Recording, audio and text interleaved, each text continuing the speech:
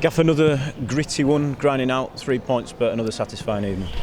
Yeah, definitely. Listen, every game is going to be really tough from now to the end of the season. We understand that, but delighted with the players again. I think we were waiting for that, or not waiting, but sort of knew that along the way we would take a hit at the start of the game. So going a goal down, we've had it sort of go really well for us in the previous 5 games, as in scoring the first goal and building on that. But we knew that wasn't going to go on forever, and I was sort of intrigued to see how the team would respond to when that happened. I didn't know it would be tonight. I didn't want it to be tonight, but I knew along the way that would happen.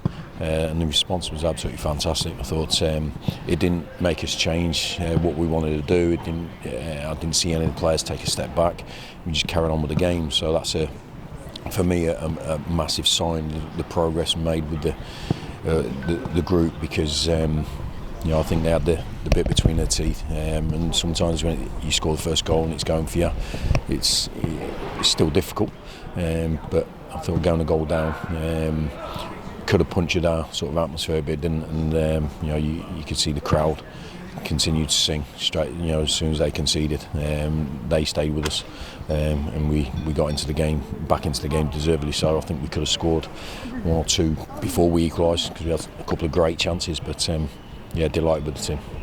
How important is it to have had that now, where we go a goal down? It's not happened for a while, where we've had to come from behind and show those characteristics that you mentioned, but to get it out of the way almost and to come through the other side fighting, like we say, and get the 3 points tonight. Yeah, I'm still learning about the individuals, the team, the group, and about how we respond to things. We responded great in the second game against Notts County at half time. Not enough to get anything out of the game. We give ourselves too much of a mountain to climb, but the response was good. We've built on that, and then, like I say, we've had really good momentum, and then it could have been punctured a little bit, but honestly, even in the first minute after the goal, the players were doing the same things and still had the same ambition, same commitment.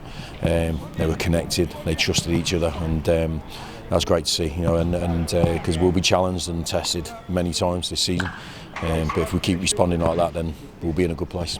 Another 2 for Andy Cook and another goal for Tyler Smith. You've 2 strikers on really good form at the minute, aren't you? Yeah, it was a difficult game for them. I thought their centre halves really competed well against those 2, and it was difficult at first for them to get a foothold in the game. But it was great to Cookie get us off the mark with a set piece, great header.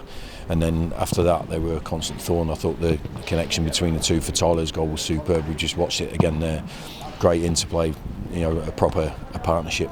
And to be fair, the third goal was a fantastic sweeping move, and both strikers are involved in it, obviously with Cookie finishing. So we know we've seen goals from centre halves and midfielders and even a wing back. But it's important that those guys up front keep notching and keeping racking up the numbers.